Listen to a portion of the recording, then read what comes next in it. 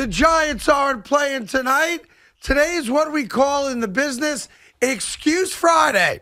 And we're going to let you come in throughout the afternoon and share the failures you had in your lifetime and give us a solid excuse for it so that you can be forgiven for not getting the job done, whatever that job might have been. Yuck. Good afternoon, Evan. How are you today, kid? I'm great. Happy opening night to my fellow basketball fans. You got the Knicks home opener tonight. Have fun tonight. Knickerbocker action at the Garden tonight. Hopefully you show up better in your home opener than my team did. No doubt about that. We'll get to that later on as the Pistons are in town to play the Knicks. Raptors are in Brooklyn to play the Nets. But here's the dealio. The New York Yankees, again, last night had an opportunity to win a game on the road. And it's got nothing to do with the roof being open, the roof being closed. It's got everything to do with the fact that the New York Yankees offense doesn't exist right now. They got good pitching. Frankly, even though people were pissed about how Booney used his relief pitchers, they got pretty good pitching in game one. The reality is that when you have struck out now 30 times in 2 games, and beyond that, you're not getting hits, you're going to lose every time. It's a very simple recipe to win and lose in Major League Baseball. It's very similar to 2017. The first 2 games in 2017, they scored 1 run in game 1 and 1 run in game 2, and it wasn't enough. It was almost enough because they pitched well, but it wasn't enough. They scored 2 runs in game 1. They scored 2 gift runs in game 2 because Framber Valdez forgot how to really play his position. Yeah. And then to the Yankees' credit, the one time they made contact all night was important contact because it directly led to the 2 runs they scored. Yeah. But they're not hitting enough. They're not hitting the ball over the fence enough. And that's why, just like in 2017, they come back to Yankee Stadium needing to find a way to awaken these bats and win 3 straight games against a team that you just can't beat right now. Yeah, I think the stat is, I know the games at the end of the season didn't matter because it was more about Judge hitting the home runs than the Yankees winning and losing. So I think that we have to be fair about it. But 9 consecutive games now, is that the number? Without getting more than 6 hits in a game? First time in franchise history, Chris. Yeah, so this is what it is. And, we can all, make up excuses for it. To be fair, Aaron Boone was asked a direct question yesterday about what he thought when Judge made contact with the ball. He gave you an answer. It's being viewed as an excuse. I think, that what Severino said was far more embarrassing. Luis Severino called the Houston Astros lucky. Yeah. And I remember when Spencer Strider said that about the Mets, the Met fan, myself included, we were in an uproar saying, shut your mouth. Luis Severino did the same thing. He basically accused the team that has owned your ass. Yeah. And Luis Severino's the one guy who knows about it full well because he's the one guy, that's it, who's been on every one of these Yankee teams that can't beat the Astros dating back to 2015. So he knows full well that they can't beat the Astros, and he's got the balls to just say, yeah, they're lucky. Look, they've never beaten the Astros in a postseason series. They were 2-5, if I'm not mistaken, during the regular season this year. And, yeah, I agree. We said it the other day. Most of the games have been close, but the Astros come out, whether it's a clutch hit, a good job by a relief pitcher, whatever the case may be, they make the plays the Yankees don't. Now, in regards to the build the roof, being open or closed, the Yankees wanted it open. Every visiting team in Houston wants it open. Because it gets so loud when the dome is closed. It's one of the loudest stadiums in baseball. I just want to be clear about that. If anyone thought, Houston purposely opened it and the Yankees, were against it, that's not the case. Well, and also, going back a long time before this incarnation of the Astros, they were in a World Series in 2005. They lost to the White Sox, and famously, one of their players bitched after they lost Game 4 that the reason they lost was because the dome was open. So it's almost famous in Astro history that the dome being open hasn't always been beneficial to them. Yeah. Even last year, Game 6 of the World Series, Jorge Soler hit a home run that doesn't get out unless it's open. And the dome is rarely open during the regular season because the Astros make those decisions and they prefer it closed. I think they feel there's more of a home field advantage when it's closed. During the postseason, it's more so up to Major League Baseball, is my understanding. And therefore, we've seen more open-air games. And it hasn't always benefited the Houston Astros. Yeah, there's actually some kind of protocol for the postseason that doesn't exist in the regular season, but both teams have a say in it. So in other words, if both teams said open, it's open. If both teams agreed closed, it's closed. If one's on one side and one's on the other side, then whatever baseball's protocol is, it kicks in. But let's say it was a home field advantage for the Astros to open the thing up. Who cares? Right. You play at Yankee Stadium. And anytime anyone has ever bitched about a cheap Yankee Stadium home run, I would stand up, and I think most Yankee fans would stand up and say, quit your whining. And by the way, I thought while everyone's yelling and screaming about Boone, everybody missed what I thought was the real story about what Boone said. Boone made it very clear. Yeah, he thought it was 390 off the bat. He thought it was a home run off the bat. And by the way, ball, yeah, if the right fielder doesn't make the play, it probably just gets over the fence to be a home run. Two things. Number one, the only other park it's a guaranteed home run is Yankee Stadium. Number two, when he referenced the Tucker hit, he said the same thing happened to Tucker. So Boone at no point, to be fair, and I know it's easy just to dump on Aaron Boone. I get it. You're down 2-0. He's the reason why, because you have nobody else to bitch at, right? He made the point of saying it happened, in his opinion, yeah, the window, the whatever roof being open may have knocked the ball down for Judge. He said it happened to Tucker also. Yeah, but the Tucker ball led to a base hit. Yes. Like he's saying but conceptually, the ball not going as far as it might have gone happened to both teams. Yeah, of course. Right. Of course. Look, the New York Yankees are down 0-2, not because of Aaron Boone, not because of the dome being open. They're down 0-2 because they're not hitting enough. And it feels like we are talking about the exact same thing we did 5 years ago. Because it is the exact same thing. Yep. They can't hit in that ballpark. They've never been able to hit in that ballpark outside of Game 119 when they pounded Zach Greinke. For the most part, Craig, for whatever reason, maybe it's the dominant pitching the Astros have. I mean, Justin Verlander and Framber Valdez are real good. Ryan Presley's real good. Maybe it's the Yankee bats coming up small in big spots.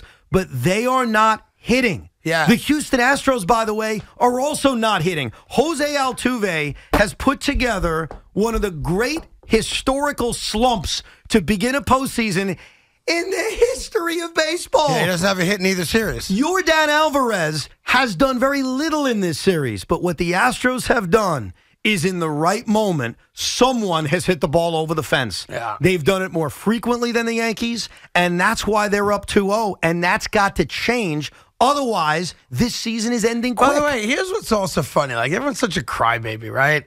You lost 2 games in Houston, and just for the record, who pitched for you? Right? Who pitched for the Yankees? You're 3-4. Okay, who pitched for Houston? They're 1-2. Tomorrow and Sunday, who's pitching for the Yankees? Their 2 best starters. Who's pitching for Houston? Their 3rd and 4th best starters. Right. So if you lose Saturday or Sunday, panic all you want. I'm with you. Down 3-1. I think the series is a wrap at that point if that happens, because we've proven that we're not winning in Houston for whatever the reasons might be. But can we at least get through tomorrow? Can I see Garrett Cole? Hey, bro, I completely agree who's been with a you. fantastic postseason pitcher this year already with the 2 wins in the first series against Cleveland. He's pitching on regular rest tomorrow, is he not? Yes. All right, so if the Yankees come home tomorrow and they win a game in which there's no disputing the fact they've got the better pitcher, then we go into Sunday. And again, Nestor Cortez on the mound. Do we have the better pitcher on paper?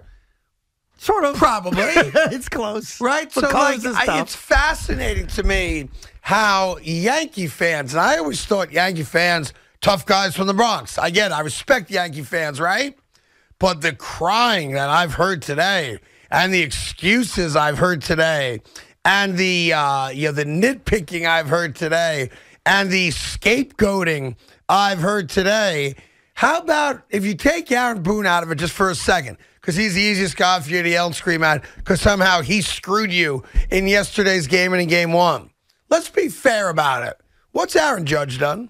Not enough. Excuse me? Not enough. Oh, not enough. Not enough. No, not enough, right? Not enough. Okay. Is anyone yelling and screaming at Aaron Judge? I haven't heard it. I haven't heard a single person call this radio station and say, hey, the regular season was great. Great. I loved it. Damn near won a Triple Crown. What have you done in the postseason? He's done very little, especially in this series. Forget the Cleveland series. That's out the window. Yep. He's 1 for 8 in this series. Now, and by the way, he's hit the ball hard a few times. Okay, hit the ball hard. Big effing deal. I'm just saying. And I'll tell you something else. The notion that everyone's like, oh, he hit the ball 120 off the bat, this stupid exit velocity crap. It's the same exact thing I remember Yankee fans and people watching the game said last year about Giancarlo Stanton in Fenway when he hit a ball that we all thought, including the cameraman, that was 50 feet over the green monster. Yes, John Sterling and hit the as wall. well. Right? Yes. Well, wait a minute. How could that ball not leave the ballpark? Let me tell you how. Because he didn't hit it far enough. And also, there are times throughout the season where you benefit from a ball that normally doesn't get out going out. So there's no bitching. There's no excuses. They aren't doing enough. And if you want to be the guy to pick on Aaron Judge, I can't argue with you. I'm just saying, like, it's no, I get it. He's 1 for 8. Like, I'm not defending him. I get that. I just think, for me, it's such a cop-out to yell and scream about Aaron Boone after last night. No, Boone's not the guy. Boone did nothing wrong last night. Craig, Boone is not the guy. It's the offense. And look, we can all pick our guy, okay? Big Mac could pick on Matt Carpenter, and I love Matt Carpenter, Yikes. but the guy is striking out every freaking at-bat. I understand that. We all see it. You want to pick on Josh Donaldson, even though he had that 2-out double in the second inning? Pick on Josh Donaldson. You want to kill Anthony Rizzo by saying, sure, he had a ground ball to first base to drive a run in, but you know what would have been better? Hitting the ball over the fence. You want to pick on Gleyber Torres? You want to pick on Aaron Judge? You could pick on whoever you want. But 1 through 9, this ain't enough. Yeah. 1 through 9, this isn't getting it done. Not yet. They've got to hit. Will things change upon arriving at Yankee Stadium? It's got a shot. Now, here's what would scare me. Cristian Javier pitched a no-hitter against the New York Yankees. The New York Yankees batters, like everybody on the Yankee postseason roster, has had 48 at-bats against Cristian Javier. They're 4 for 48, which is an 0.83 batting average. Yeah. So the track record may not be good. Now, can that change in one day? Of course it can. Maybe Saturday's the day where they actually explode offensively, something they really haven't done now in a while. Yep. But they're going to need to. Because if you want to win this series, the ball needs to be hit over the fence. It's simple. Yeah. Like the Astros are not hitting the crap out of the ball. The Astros are leaving a ton of guys on base. But what they're doing is they're finding the right moment, like Alex Bregman did in the third inning, where he turns on a fastball that, I'm sorry, Luis, was not a great pitch. How about you pitch him outside so his little alligator arms can't turn on a ball? He loves the inside pitch. Greg, everybody knows that. He said, as he was making excuses, that's why, forget Boone, let's talk about Severino. Yeah. Luis Severino said, that was a great pitch. No, it wasn't. No, it wasn't. It was not, Luis. And don't tell me about the exit velocity on the pitch he hit or how that's not normally a home run, and this one is. And now it went over the fence. You gave up 3 runs. You lost. There are winners. There are losers. Very simple. And last night in Texas, you, my friend, were a loser. Period. Stop. That's it. That's all there is to it. You gave up the 3-run home run. And I know that's all you gave up, but that was enough to lose the game. And, yeah, you got no run support.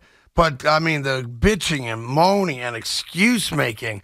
Like, I have a good mind to just talk Jet Giant football today. Yeah. I don't want to listen to it. I can tell you that right now. Wah, Aaron Boone. Wah, Cashman. I will say this. Matt Carpenter should never play again for the New York Yankees. Okay, fine. We're in agreement on that. Your guy. My guy. I'm not in agreement on that. My guy, Matt Carpenter, over 6 strikeouts. Just because you say that and Big Mac says that, I'm not in full agreement on that. He shouldn't play tomorrow. Let's start with that. Is that fair? I completely disagree.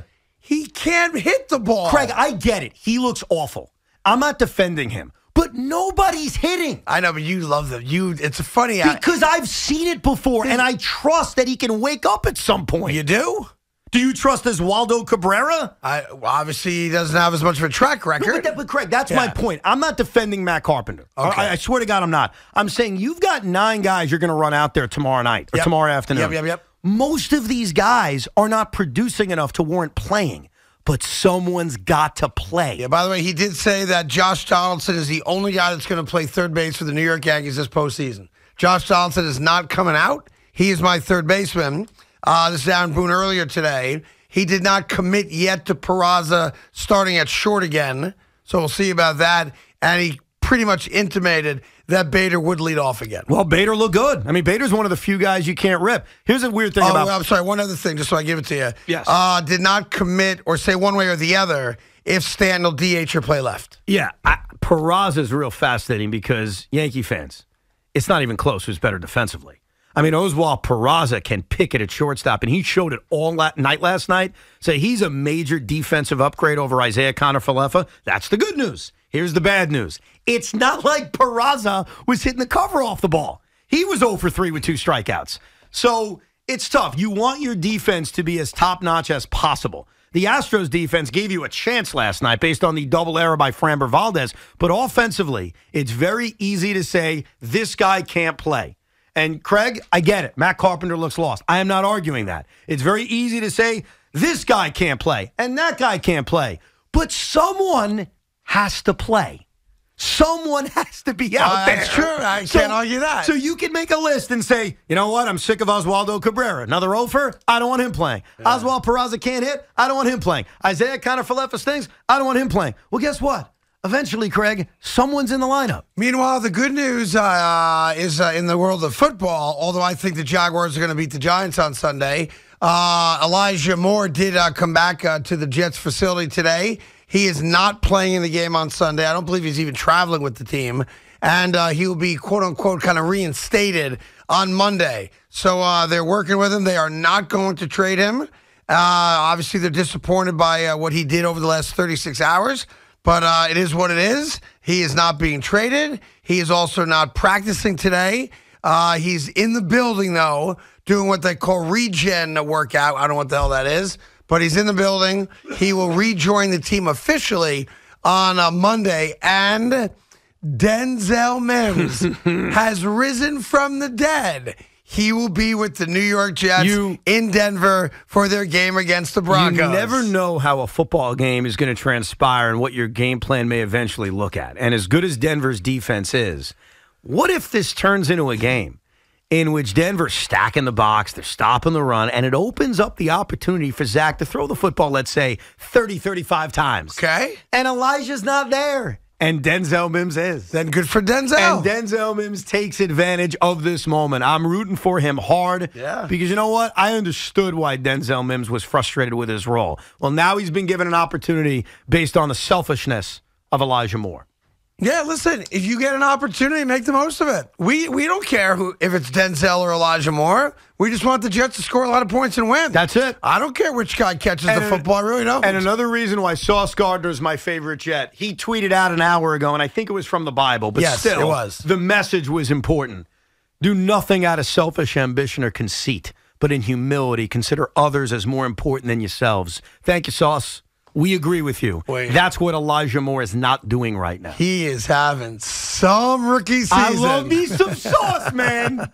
He sure is. I love him. By the way, it should be pointed out that while Elijah Moore was complaining about not getting enough targets, he is only 4 targets behind being the most targeted wide receiver on the New York Jets.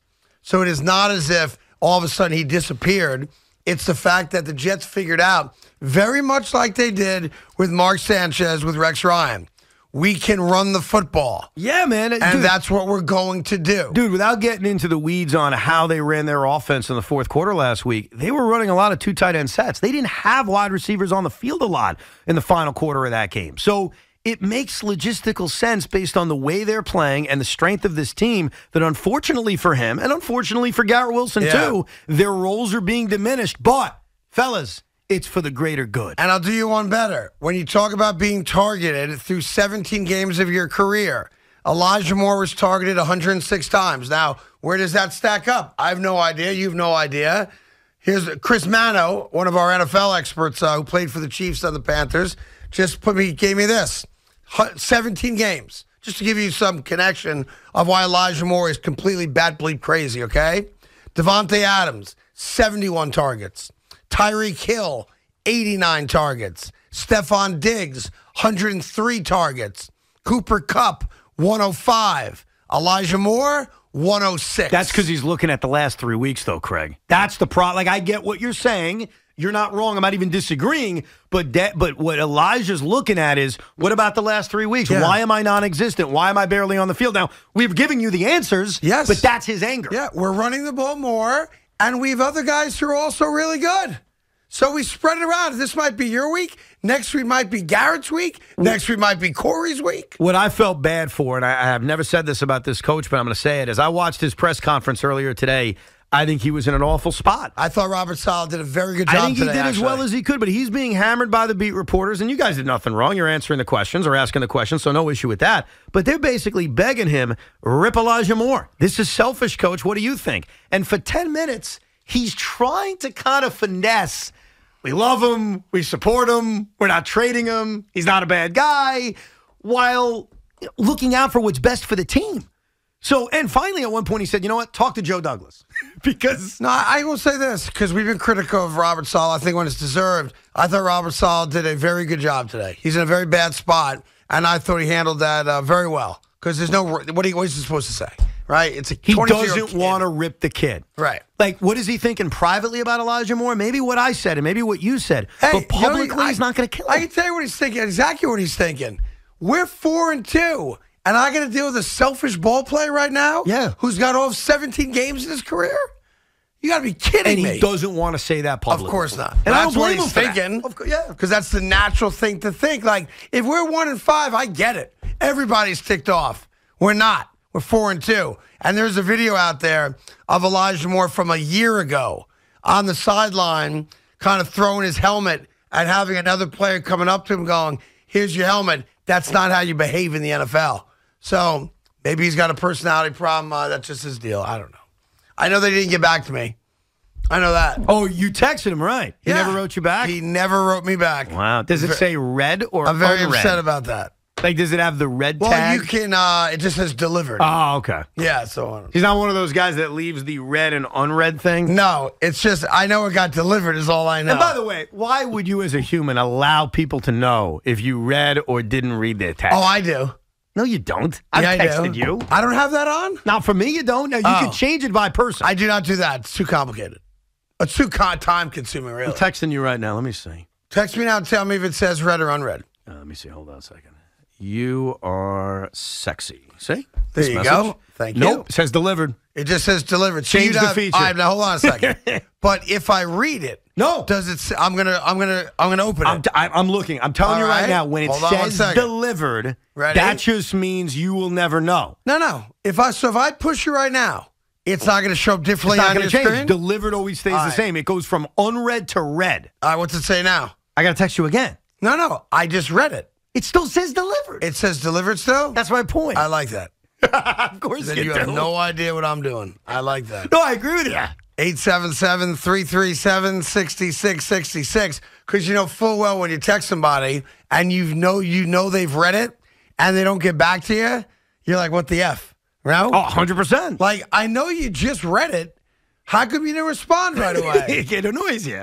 Yeah, like I could not have handled being single with a phone like this. Oh my God! Thank God I'm married. You know what I mean? Yes. I'm like, she read it. I know she read it. Why isn't she writing me back? Like I saw. Wait, I see the bubble. She's typing something.